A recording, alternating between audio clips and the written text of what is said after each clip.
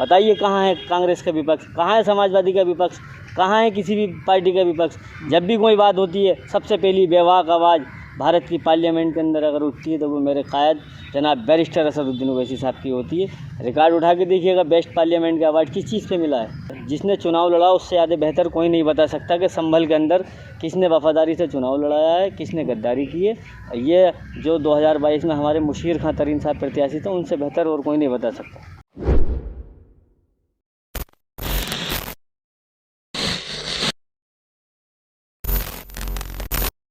फैज़ान फ़ारूकी नाम है मेरा और आप देख रहे हैं द पब्लिक व्यू। एक दौर था कि AIMIM अपने कदम जमा रही थी और वो कदम जमाने के साथ साथ ज़िलों में अपना परचम लहरा रही थी। उस वक्त AIMIM ने ज़िला संभल की कमान दी शहजाद खान को। उस वक्त इनको बनाया गया संभल का ज़िला अध्यक्ष। वक्त बदला और विधानसभा 2022 के चुनाव में पद बदलकर इनको बना दिया गया पश्चिम उत्तर प्रदेश का सचिव। और आज की डेट में ये संभावित प्रत्याशी हैं नगर पालिका AIMIM से। हम इनसे बात करेंगे कि इनकी क्या तैयारियां हैं पार्टी में। जिस तरह से गुटबाजियां देखने को मिलती हैं सोशल मीडिया पे, उनसे क्या इफ़ेक्ट बनने वाला है और क्या इनकी जीत में वो रोड़ा बनेगा अगर इनको टिकट मिल जाता है, और टिकट मिलेगा तो इनको क्यों टिकट मिलना चाहिए। तो स्वागत है आपका हमारे चैनल में शहजाद साहब। तो पहला सवाल यही है आपके कि आपकी क्या तैयारी हैं इसको लेकर, निकाय चुनाव को लेकर और टिकट हासिल करने को लेकर, क्योंकि टिकट की होड़ में कई बड़े बड़े चेहरे हैं। देखिएगा, सबसे पहले तो मैं एक बात बता दूं आपको कि टिकट मांगने का अधिकार सबको है। और जिस दिन सन 2014 के अंदर हम लोग पार्टी लेके मजलिस इत्तेहादुल मुस्लिमीन संभल में हमने काम शुरू किया था, तो हमने यही उम्मीद की थी कि अल्लाह ताला हमको वो दिन दिखाए कि हमारी पार्टी से भी लोग लाइन में लगें टिकटों की। आज अल्हम्दुलिल्लाह संभल के अंदर बहुत सारे लोग आवेदन कर रहे हैं और मजलिस इत्तेहादुल मुस्लिमीन हमारी जमात, हमारे सूबाई सदर जनाब शौकत अली साहब और बैरिस्टर असदुद्दीन ओवैसी साहब फैसला लेंगे जिसको चाहे टिकट दें। लेकिन मैंने मेहनत की है, मैं भी अपने आवेदन कर रहा हूँ, तो मुझे भी मौका मिलना चाहिए। पार्टी का फैसला है सर आँखों पे। अगर टिकट हो जाता है तो आपकी क्या तैयारियां रहेंगी चुनाव को लेकर? इंशाल्लाह टिकट तैयारी पूरी है। चुनाव पूरी ताकत और जोश के साथ लड़ा जाएगा। ज़मीन पे चुनाव लड़ा जाएगा, हवा में नहीं लड़ा जाएगा। और मेहनत के दम पे और पब्लिक के साथ देने से इंशाल्लाह ताला कामयाबी भी मिलेगी। कहने का मकसद ये है कि बड़े बड़े नामचीन चेहरे जो होंगे वो आपके सामने। कहा यह जाता है कि संभल के कद्दावर दो बड़े नेता हैं, नवाब इकबाल साहब और डॉक्टर बर साहब। वो जिसके सर पे हाथ रख दे जनता भी उनकी तरफ सपोर्ट होगी। तो ऐसे नामचीन चेहरों, या चेयरमैन शकील की बात करें वो भी हैं, या ऐसे नामचीन चेहरों के बाद ख़ुद को कैसे ले पाएंगे एक यंग लड़का? बिल्कुल देखिएगा, जब मजलिस इत्तेहादुल मुस्लिमीन में संभल में लेकर आया था तो मेरे पास न पॉलिटिकल बैकग्राउंड था।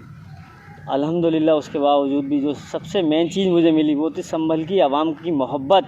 और उसी मोहब्बत की दीवानगी के दम पर आज मेरे अंदर हिम्मत आई है कि मेरा दिल ये करता है कि मुझे भी एक छोटा सा चुनाव नगर पालिका परिषद का अध्यक्ष का लड़ना चाहिए। और मेरे पास भले से कोई बड़े सियासी नहीं, सबसे बड़े सियासी लीडर जो आज क़यादत हमारी है हिंदुस्तान के अंदर, ओवैसी साहब के चेहरे पे चुनाव लड़ा जाएगा। क्योंकि मजलिस इत्तेहादुल मुस्लिमीन ने संभल के अंदर मुझे पहचान दी। मजलिस इत्तेहादुल मुस्लिमीन ने मुझे मेहनत करना सिखाया। जमात, हम नगर पालिका के अंदर, संभल के अंदर हम वो उस पैटर्न पे काम करेंगे हैदराबाद मॉडल के ऊपर। आप देखिए ना, पूरे भारत के अंदर कौन सा शहर है जो हैदराबाद की टक्कर पे है। इंशाल्लाह ताला जो वहाँ पर काम होता है महापालिका के अंदर, वो संभल की नगर पालिका के अंदर काम होगा। लेकिन देखने वाली बात यह है शहजाद भाई कि पार्टी में आपस में बहुत ज़्यादा गुटबाजी हैं। कई प्रत्याशी खड़े हुए हैं और आपस में बहुत ज़्यादा बयान आ रहे हैं तीखे एक दूसरे पर। इससे पार्टी तो कमज़ोर होगी ना। कहें, अब कोई भी पार्टी के अंदर गुटबाजी नहीं है। 21 तारीख को मेरा प्रोग्राम है यहाँ बाग असरार के अंदर। आप देखिएगा, सब लोग मंच पर होंगे, जितने भी पार्टी संगठन के कार्यकर्ता हैं और पदाधिकारी हैं वो सब होंगे। अच्छा, इंशाल्लाह। आप फिर जो आपके साथी हैं मुशीर तरीन, हालांकि 2022 विधानसभा चुनाव में साथी नहीं थे, लेकिन राजनीति है, राजनीति में कुछ भी हो सकता है। अब वो आपके साथी हैं, तो वो दूसरों को कह रहे हैं कि वो पार्टी के गद्दार हैं। आपको किसने कह दिया कि वो मेरे इंटरव्यू में कहा उन्होंने। क्या कहा उन्होंने? तो पार्टी के गद्दार किसी को। हाँ, तो किसी को कहा है, उनका इसका जवाब वो देंगे ना। अच्छा, किसने वफादारी की है, किसने गद्दारी की है। हाँ, और बूथ बताता है कि तो क्या आपको लगता है कि पार्टी के गद्दार हैं वो? कौन? जिनकी बात कर रहा हूँ मैं किसी की नहीं है। जो भी है जिसने चुनाव लड़ा उससे ज़्यादा बेहतर कोई नहीं बता सकता कि संभल के अंदर किसने वफादारी से चुनाव लड़ाया है, किसने गद्दारी की है। ये जो 2022 में हमारे मुशीर खां तरीन साहब प्रत्याशी थे, उनसे बेहतर और कोई नहीं बता सकता। अच्छा, ओवैसी साहब जब चुनाव करीब आते हैं, ओवैसी साहब आते हैं तो कहीं न कहीं बयानों को लेकर चर्चाओं में रहते हैं। कुछ लोग ऐसे हैं जो उनके बयानों को बहुत पसंद करते हैं, कुछ लोग ऐसे हैं कि उनके बयानों में नुक्स निकाल कर वो कहते हैं कि ये भड़काऊ भाषा टाइप इंसान है। मतलब असदुद्दीन ओवैसी साहब, मेरा निजी मानना ये है और आवाम का भी अब ये मानना है, अगर हिंदुस्तान की पार्लियामेंट के अंदर अगर कोई विपक्ष अपनी बात रखता है तो वो बैरिस्टर ओवैसी साहब के रूप में रखी जाती है। बताइए कहाँ है कांग्रेस का विपक्ष, कहाँ है समाजवादी का विपक्ष, कहाँ है किसी भी पार्टी का विपक्ष। जब भी कोई बात होती है सबसे पहली बेवाक आवाज़ भारत की पार्लियामेंट के अंदर अगर उठती है तो वो मेरे कायद जनाब बैरिस्टर असदुद्दीन ओवैसी साहब की होती है। रिकॉर्ड उठा के देखिएगा, बेस्ट पार्लियामेंट का अवार्ड किस चीज़ पे मिला है, उन्हें क्यों नहीं मिल रहा है जो सबसे बड़ी अपने आप को कहते हैं कि हम विपक्ष हैं। भारत की लोकतंत्र के अंदर पार्लियामेंट के अंदर इस टाइम कोई विपक्ष नहीं है सिवाय असदुद्दीन ओवैसी साहब के अलावा। यानी ना कांग्रेस विपक्ष है, कहाँ बोल रही विपक्ष का मतलब है क्या जो गलत हो रहा है उसके खिलाफ आवाज़ उठाएं। बताइए, लोग इस्तीफा दे के भाग जाते हैं, मायावती इस्तीफा दे के भाग गई डर के मारे, अखिलेश यादव और राम गोपाल यादव रात के अंधेरे में योगी आदित्यनाथ से मिलने जाते हैं। ये डर नहीं तो क्या है मेरे भाई। असदुद्दीन ओवैसी अल्लाह के सिवा किसी से नहीं डरते, अल्लाह के सिवा किसी से नहीं डरते।